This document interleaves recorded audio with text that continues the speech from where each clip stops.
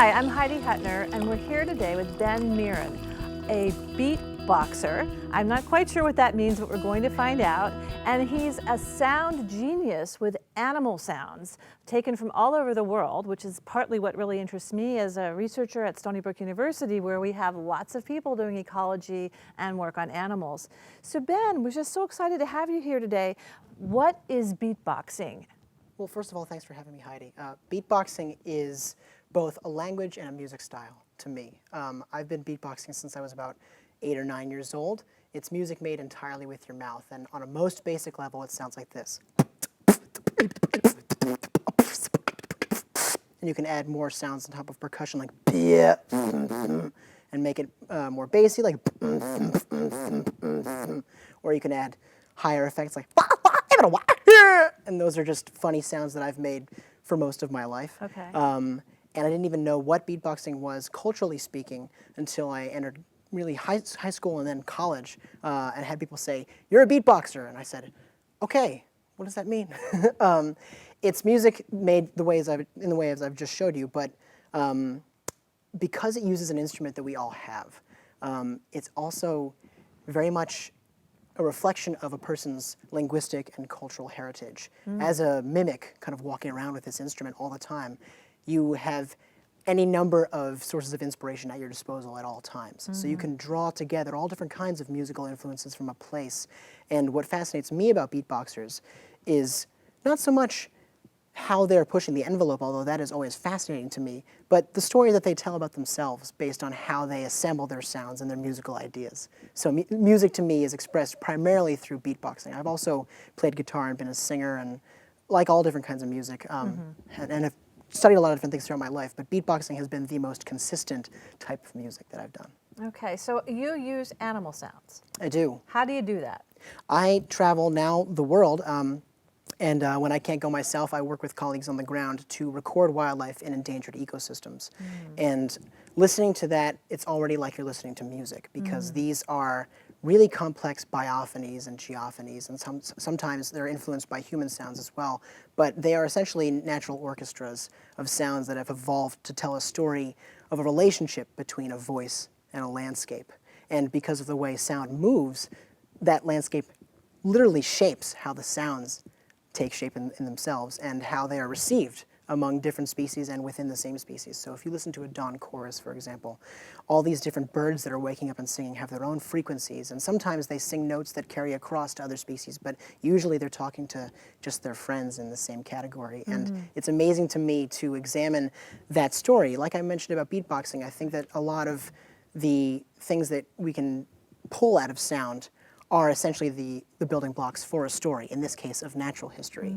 And so for me, the task is to combine the natural history and the personal narrative, and then see what we end up with. And so far in my work, it's been a combination of human and avian vocal acrobatics that tell a story of how we creatively relate with nature as artists, as scientists, and just as human beings. So mostly birds? Mostly birds for now, but I have just started to expand into a lot of other animal groups, and I gotta say, birds are my gateway, because I've been a birder since I was 3, but now I'm in love with the sounds of whales and orangutans and lions in the Serengeti. And what's really exciting about all these things and all these animals, all these places, is that they constantly transform your idea of what's possible acoustically, vocally. And it just is a constant reminder that ours is not the only way of making music, let alone the only way of communicating. And when you think about the sounds that I'm recording to then put on gear like we have here in front of us, I don't change anything about that, and that's mainly because it's language. What sounds like music to us is really language to them that is essential for survival. And so I want to pay tribute to that and create a combination of two different voices, my own and theirs, that's more of an anthem to the place's natural heritage than it is about just combining things for the sake of combining them. It really represents a relationship, I think. That's a really beautiful way of putting it, an anthem to the natural heritage. Thanks. That's gorgeous. Yeah. I don't know if you just made that up on the spot, but it's really beautiful.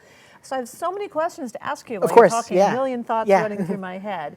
One is, you must be influenced by Bernie Krause, who is, you know, the king of bioacoustics, at least in my mind. I really love his work, and it's just so beautiful. And the other piece is, Do you have any kind of thing you want to say about the fact that many of these places are vanishing and these sounds are vanishing? Sure. Well, I want to answer your first question. Shout out to Bernie Krause. He's great. I was in the early stages of formulating what I was trying to do as a sound artist, as a musician, and I was working as a science journalist by day, and then taking sounds from the stories, from the animals that I wrote about in my stories, because sound is a huge world to dive into, and I needed a way of cutting the cake. So I used the news to focus my attention, and I started to pick up these bits and pieces that formed a puzzle, and immediately I was confronted by this artistic concern that I did not anticipate of deciding whether to preserve the orchestra or in creating a piece of music to accentuate, for a human comparison, to accentuate the violin or the cello or one particular instrument. And that's a question you face also when you're recording natural soundscapes, is do you want to have a parabolic dish that isolates one sound over the others, or do you want to capture the whole soundscape at once? And Bernie's work was really influential in making me think about that question more deeply from a scientific as well as musical perspective. Now, I understand he's also a musician. I haven't heard a lot of his music before, but I really liked how he explained the ways that sound could tell a story over time. And I think this gets into answering your second question, because when he, in his really great TED Talk, shows, I think it's in the Sierra Nevada mountains, actually, in upstate California, he has a comparison of two sonograms from before and after selective logging practices. And you can see all the sounds fitting together like puzzle pieces in the first one, and it's really rich and everything's dancing all over the screen. And then after selective logging, supposedly a non-harmful procedure is exacted on this environment. You see the sonogram after, and all of these sounds are missing. They're gone. And I think having the visual reinforcement is really useful scientifically, especially because when you listen to music for 8 hours a day like I do sometimes, your ears can start to fool you, but the sonograms never lie. So that's fascinating. I had no idea people use sonograms with music. yeah.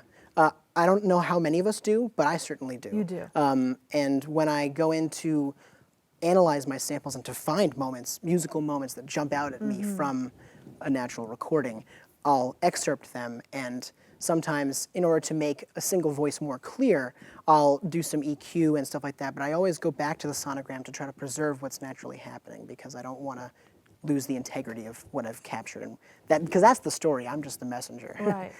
So I want to ask you a question that I heard you say. I believe it was in your TEDx, or it might have been in one of the National Geo articles that I read about you. Either you wrote it or I read it about you. I can't recall, but you mentioned this idea that you can bring sounds of the wilderness to an urban setting. And so there's a way for people who don't get that experience to connect to nature, to connect to the wild through your music. And I'd love to hear you talk more about that. Sure. Being in New York City is the prime source of inspiration for that thought process as a composer, as a conservationist, as an artist still figuring out exactly how I can shape my craft. It's an exciting and also somewhat amorphous time in my career.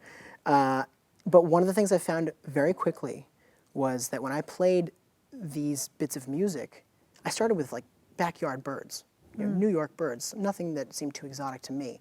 I played it at places like the New York Botanical Garden, and people were stunned. They didn't know that these sounds could be heard in their backyard, and that really jolted me out of my comfort zone, because I knew these bird songs backwards and forwards. I'd been listening to them my entire life, and I didn't think anything of that, but that was one of the things that the audience gave me and taught me as a performer and a creator of this music, is that even seemingly the most humble and natural and normal sounds, the most quotidian bird songs, could be exotic to somebody.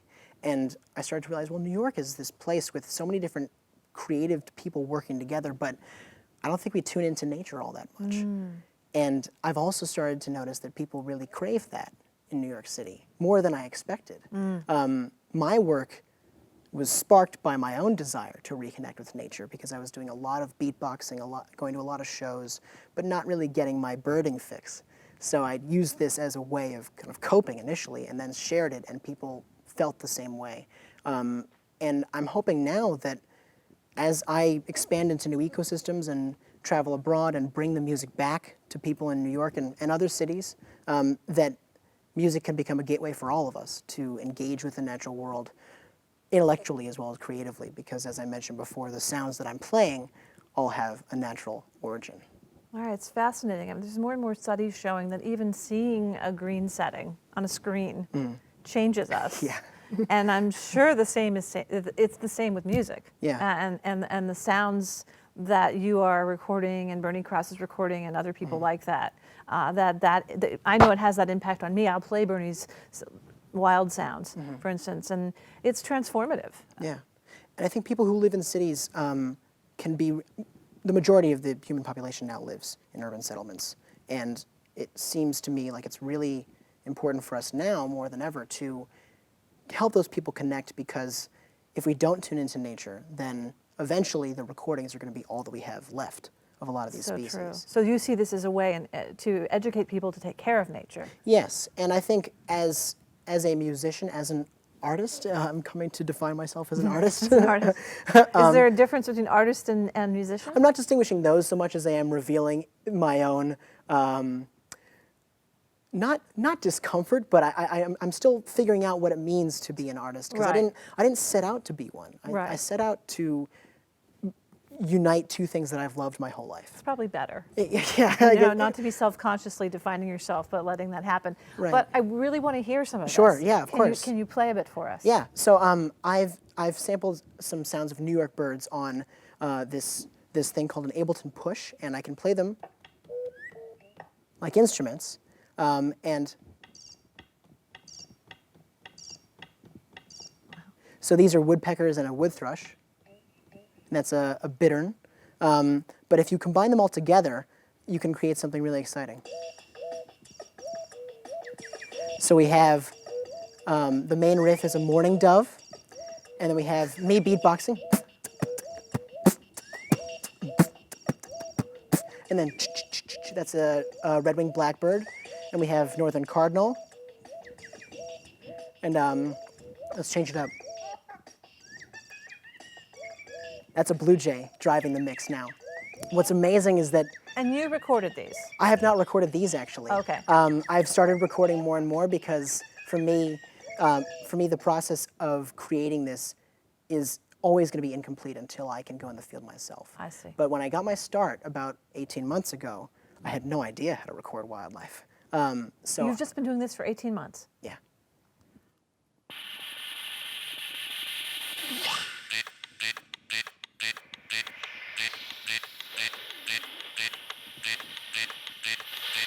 Sounds of the birds of New York City.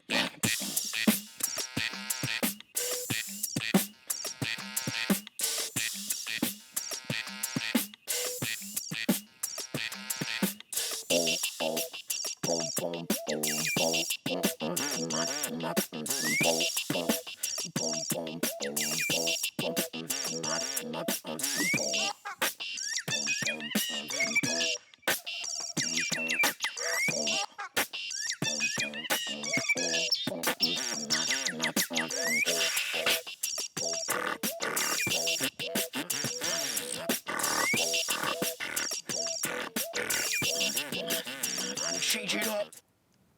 Astounding. It has a life of its own, and I think that's going back to what you're talking about with kind of being an artist and figuring out what that means. It's exciting to have something that has momentum that's bigger than you, Right. And you've sort of stumbled upon it, and now you can be the messenger for why it's exciting. So when I started, I worked a lot with sounds from this set I purchased from the Cornell Lab of Ornithology, the I Macaulay see. Library, my Vatican, my Mecca, it's an amazing place, and they have a lot of incredible sounds and an incredible amount of data attached to each one, so you know where each one came from. So I was very fastidious in choosing sounds that were only recorded in New York, to be able to then say to everybody who listened, go outside after this show and listen, because there's music everywhere you go, and this is what you can hear in your backyard. And they actually sing together. So They you're actually putting sing together, right. birds that really do sing together. And now they're not going to sound exactly like the song I've made, course but not. I've basically been breaking down what is already a perfect musical composition thanks to evolution, and rebuilt it into something that is, in a sense, shaped by humans, but still directed by nature. Right. So if you were to say to kind of encapsulate what your message is in doing this, and I'm going to put a few words in your mouth and you Sure. can change it, but it seems to me that you're really trying to find a way to both locate yourself in place, and I'm a writer, I'm an environmental writer, so for me that's a really important, and I know you're a journalist too, so you understand what I'm saying, that where we are is really important to know. A lot of my students, I teach environmental writing, environmental literature, you know, we can know about other places in different time frames, in different locations, but we don't often know about where we are. And that's a very important piece of being an environmentalist, of being someone who's engaged with nature and issues about the environment.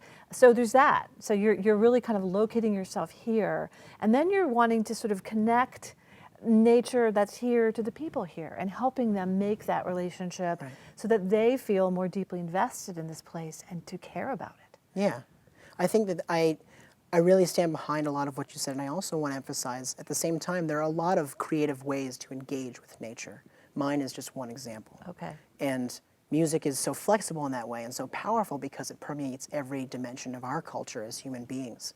And I think in many ways people can easily argue that it's attributable to natural sources of inspiration if you go way back in time, well, there's lots as of Bernie theories has written in his books. Right, and there's theories about singing that comes from birdsong, Right, that human exactly. voice and human speaking and human singing, Right, particularly. and you know, having music. overlaps Right. in the same hearing range, and obviously that's not coincidence. Somehow it has to be a beautiful orchestration of evolution and scientific relationships. And at the same time, I've met plenty of really brilliant visual artists, lots of amazing writers, and being a writer myself, I really appreciate that, and hope to return to that in some way as well.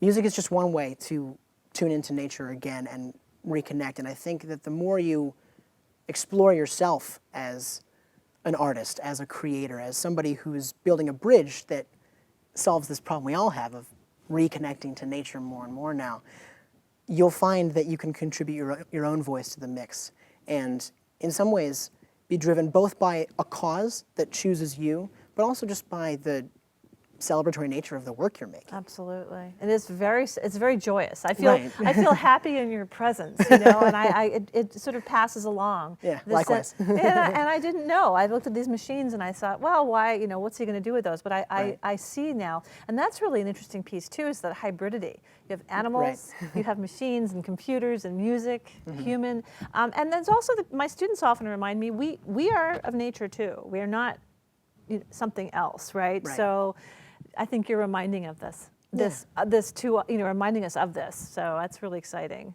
Yeah. Well, I really wish you luck. Thank you, Heidi. And I'm excited to see where your career goes. It seems like it could go many directions. We were talking about musicals and earlier and yes. you know, that sort of thing. But I want to thank you for coming. Thank you for having me. And this is Ben Mirin. And his work is available online. You can look for it all over the place. You had this year you spent with National Geo, so there's articles on that and material. He's got a TEDx.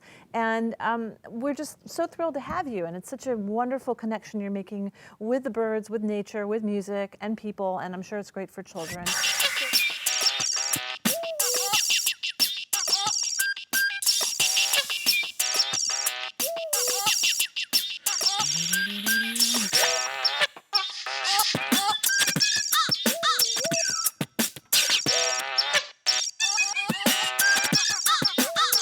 Where my pigeons at?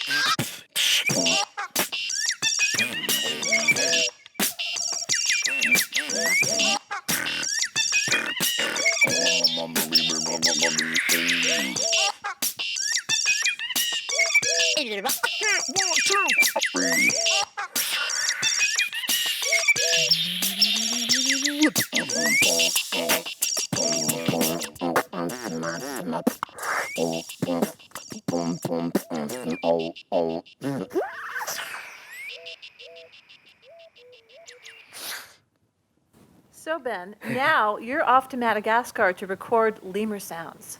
That's right. Not just lemurs, but all the endemic species I can find in 4 different rainforests around the island. I'm trying to document that threatened ecosystem and hopefully create a standing work of music with local artists and definitely with local biologists to pay tribute to what's out there. That's fantastic. Well, we'll be looking for your work and so excited. Thank Good you, luck Heidi. in Madagascar. Thank you so much. You're welcome.